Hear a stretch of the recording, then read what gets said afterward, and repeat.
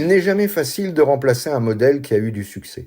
C'est le défi auquel est confronté BMW avec le remplacement de la série 02 qui, au-delà de ses résultats commerciaux, a permis d'affirmer l'image du constructeur allemand auprès du grand public. Avec intelligence, les ingénieurs de BMW ont su garder les caractéristiques qui avaient fait la réussite de sa devancière. Il en va de même pour le designer français Paul Bracq, en charge du style chez BMW, après avoir travaillé chez Mercedes. Il reprend pour la série 3 les éléments de l'identité visuelle de la série 5, sortie en 1972, tout en proposant un modèle qui dispose de sa propre image. Cette nouvelle petite BM, type E21, est présentée en 1975.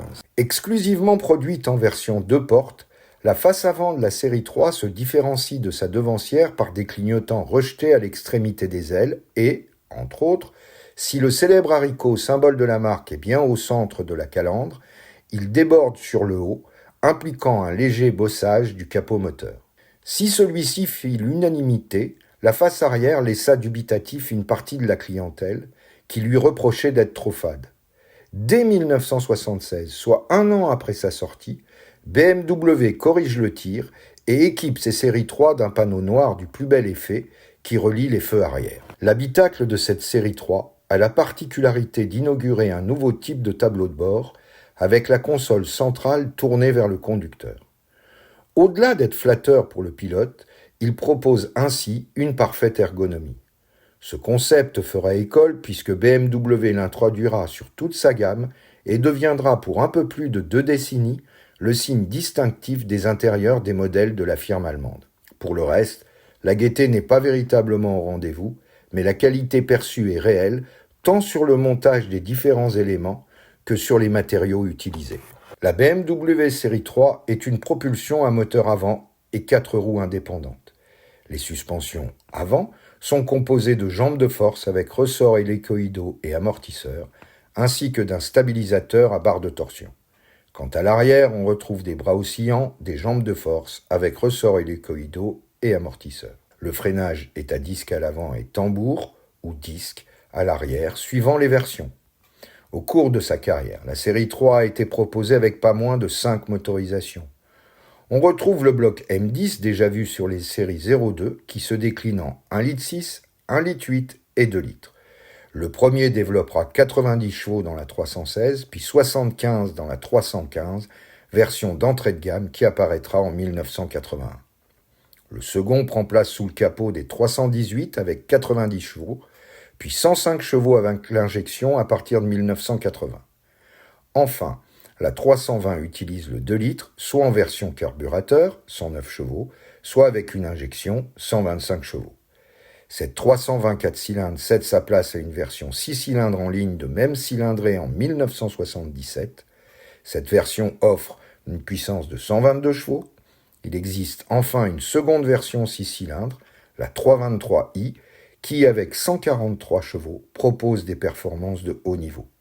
Côté transmission, le client a le choix entre une boîte à 4 ou 5 rapports. Sur les versions les plus puissantes, il est même possible de choisir entre une boîte 5 à rapport long ou court. Enfin, à l'exception de la 315, toutes les séries 3 peuvent être dotées d'une transmission automatique. Extérieurement, à part les monogrammes, ces différentes versions se distinguent par leur face avant. En effet, les 315, 316 et 318 disposent de phares simples, alors que les 320 et 323i sont équipés de phares doubles. Avec 1 360 000 exemplaires produits, cette BMW est une véritable réussite. Et dans ce bilan, la 323i est sans conteste la version qui fera le plus pour la renommée de la première génération de série 3, en devenant la référence quasi incontestée de son segment.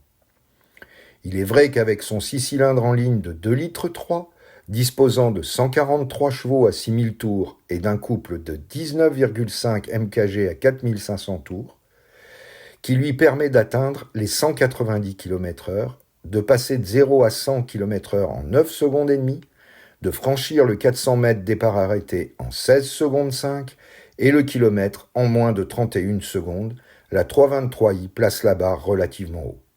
Son échappement a été modifié avec une sortie à l'arrière gauche et une seconde à l'arrière droit. En plus d'une transmission automatique en option, rappelons que BMW propose une boîte 4 ou 5 rapports, longs ou courts. Les amateurs de conduite sportive choisiront bien évidemment cette dernière.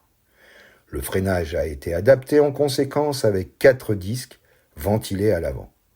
Il en va de même pour le châssis et les trains roulants, avec système anti-roulis, mais aussi suivant les millésimes et les pays, comme la France, l'installation de série d'un pont autobloquant. Par rapport à leur devancière, l'ensemble de la gamme série 3 montre des progrès importants en matière de comportement routier. Globalement, la tenue de route générale, comme la tenue de cap ou la précision de la direction, sont en nette amélioration. La 323i ne fait pas exception à la règle. Avec une très bonne motricité, un train avant réactif et précis et un moteur disponible, la plus performante des séries 3, très bonne autoroutière au demeurant, est aussi à l'aise sur route sinueuse. Comme on l'imagine, elle devient nécessairement plus délicate à pousser dans ses retranchements sur chaussée glissante, mais elle n'est jamais piégeuse, et pour celui qui possède un peu de technique de pilotage, c'est aussi ce qui fait son charme. Le public ne se trompa pas en plébiscitant cette 323i qui trouva preneur à hauteur de 137 000 unités. BMW ne se contenta pas de l'Europe et, comme pour sa devancière, exporta sa série 3 aux USA, où la 320i a été disponible jusqu'en 1979, remplacée à cette date par une 318i. Normes anti-pollution oblige, ces deux modèles proposent des puissances et des performances inférieures aux européennes. On reconnaît les versions US à leur imposant et disgracieux pare-chocs absorbants et à leur répétiteur de clignotants. Par ailleurs, comme pour les 02, le carrossier Bord proposa une version cabriolet, plus exactement targa avec toit amovible et capote intégrant la lunette arrière. Distribué par le réseau BMW, ce modèle était disponible avec toutes les motorisations. Un peu plus de 4500 passionnés se laissèrent convaincre, malgré un tarif relativement élevé. Bien née et performante, la Type E21 intéressa de nombreux préparateurs, au premier rang duquel Alpina. L'officine bavaroise, spécialiste reconnue de BMW, s'occupa des 320. Ces types A1, A2 et A4 développés jusqu'à 155 chevaux. Avec la C1 qui reprend le bloc de la 323i, on atteint les 170 chevaux. Mais Alpina va plus loin avec une très méchante B6 qui accueillait le 6 cylindres des 528i porté à 200 chevaux, lui autorisant ainsi une vitesse de pointe frôlant les 230 km/h et un 0 à 100 km/h annoncé en 7 secondes. Pour être complet, on se rappellera que BMW Motorsport engagea sa 320 dans le championnat d'Allemagne de voitures de tourisme, ancêtre du TTM, et remporta l'édition 1978. Cette groupe 5, avec ses appendices aérodynamiques hypertrophiés, qui laissaient deviner la silhouette d'une série 3, développait 300 chevaux et, suivant les rapports de boîte, pouvait atteindre les 250 km/h. Cette première génération de série 3 consolida durablement la place de BMW dans cette catégorie de véhicules, installant un peu plus le constructeur allemand comme une marque premium. La seconde génération la remplacera en 1983, développant une gamme encore plus complète, comprenant berline 2 et 4 portes, break, cabriolet et aussi les fameux M3. Mais ça, c'est une autre histoire.